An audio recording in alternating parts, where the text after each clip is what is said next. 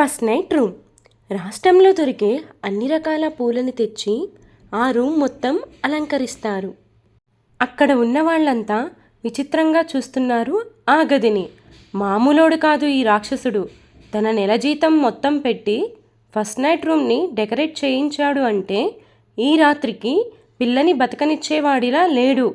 ఎలా వీడి చేతికి ఎలా చిక్కిందో ఈ అమాయకపు పిల్ల అంటూ అక్కడ ఉన్న అమ్మాయిలంతా జాలిపడుతూ శోభనం గదిలోకి అడుగు పెట్టబోతున్న కొత్త పెళ్లి కూతురుని చూస్తారు.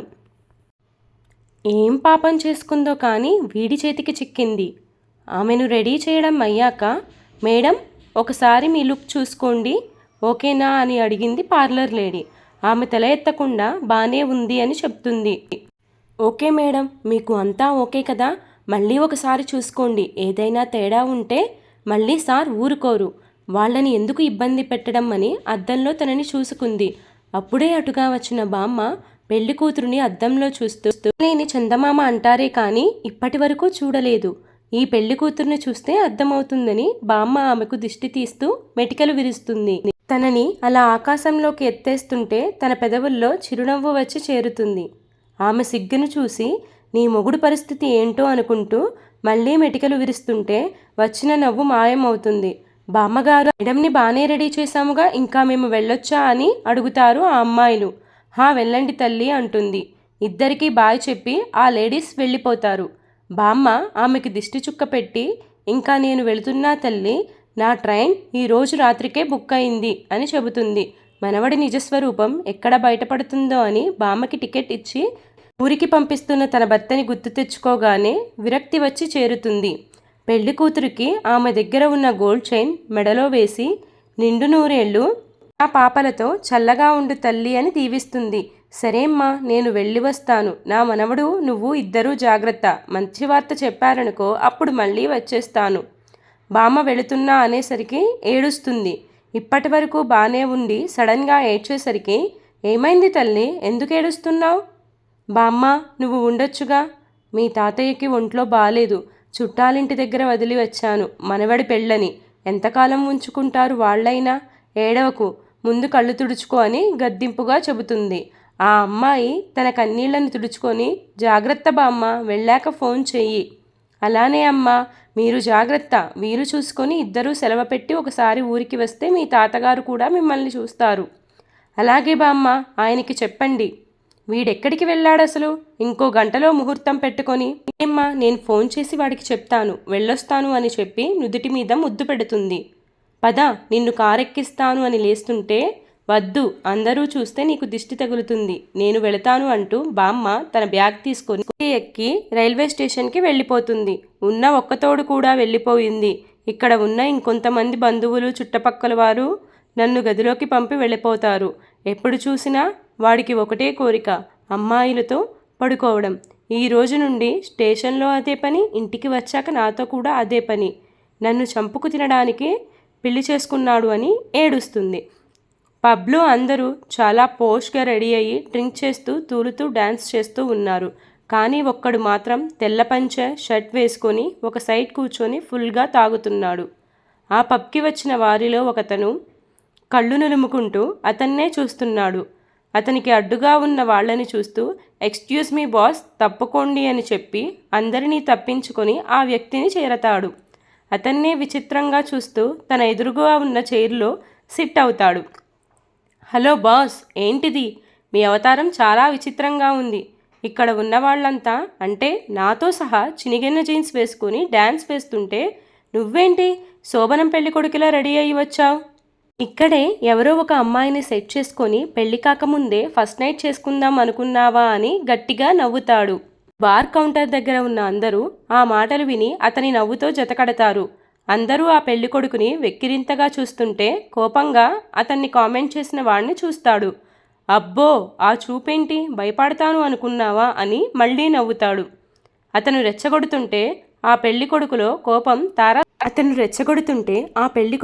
కోపం తారాస్థాయికి వెళ్ళి కోపంగా పిడికిలి బిగుసుకుంటూ కోపంలోనే అతని కడుపులో ఒక్క గుద్దు గుద్దుతాడు. అంతే, ఆ వ్యక్తి తన చేతిలో ఉన్న మందు గ్లాస్తో పక్కకు వెళ్ళి పడతాడు. ఇప్పటివరకు అతన్ని చూసి నవ్విన వాళ్ళంతా భయంగా చూస్తున్నారు. అందరినీ సీరియస్గా చూస్తూ ఈ రోజు నా ఫస్ట్ నైట్ కాబట్టి బతికిపోయారు. అదే నాకేం పని లేకపోతే ఒక్కొక్కడికి తోలు తీసేవాణ్ణి అంటూ వేలు చూపించి వెళ్ళిపోతాడు. అతను కొట్టడం వలన పబ్ మొత్తం సైలెంట్ అవుతుంది. అక్కడ ఉన్న అమ్మాయిలంతా అతన్ని చూసి ఆహా ఏం ఉన్నాడే 6 అడుగుల అందగాడు, ఆ అందానికి తగ్గ బాడీ, అంతకు మించిన కోపం, ఒక్క దెబ్బకే నేలకి అతుక్కునేంత బలం, ఆహా ఐ వాంట్ హిమ్ అని అరుస్తుంది ఒక అమ్మాయి. చాలా మోడ్రన్గా సింగిల్ పీస్ గ్లిట్టర్ డ్రెస్ వేసుకుని ఉంది. ఆ అమ్మాయి చేతిలో మాక్టైల్ పెడుతూ ఎందుకే వాడు నీకు, ఆల్రెడీ పెళ్ళయింది, ఫస్ట్ నైట్ కోసం వెళ్తున్నాడు, అవసరమా అతనితో నీకు అంటుంది ఆమె ఫ్రెండ్. అంతే అంటావా, వాణ్ణి మర్చిపోవాల్సిందేనా, హా మర్చిపోవాలి, లేకపోతే ఎలా చెప్పు అంటూ ఆమె మూడ్ మామూలు చేయడానికి రా డాన్స్ చేద్దామని ఫ్లోర్ మీదకు లాక్కెళ్ళింది. బామ్మ వెళ్ళిపోయాక ఏడుస్తూ రూమ్లోనే ఉంటుంది పెళ్లి కూతురు. మేడం మేడం అంటూ డోర్ తడుతుంటే ఎవరు వచ్చారా అని చెప్పి చూస్తుంది. 2 అబ్బాయిలు ఆమెను చూడగానే తలదించేసి మేడం రూమ్ డెకరేషన్ చేయడం అయిపోయింది, ఒకసారి వచ్చి చూడండి, ఇంకేమన్నా చెయ్యాలి అంటే చేద్దాం మేడం. పెళ్లి కూతురు ఏం మాట్లాడకుండా సైలెంట్గా ఉంటుంది. మేడం మీరు వచ్చి చూస్తే మేము ఇంటికి వెళతాము అంటారు.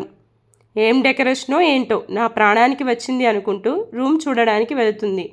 రూమ్కి వెళ్ళగానే స్వర్గంలోకి అడుగుపెట్టిందేమో అనిపించింది. రూమ్ డెకరేషన్లా లేదు, అది మినీ మండపం అలంకరించినట్టు రకరకాల పూలతో బెడ్ మొత్తం అలంకరించారు.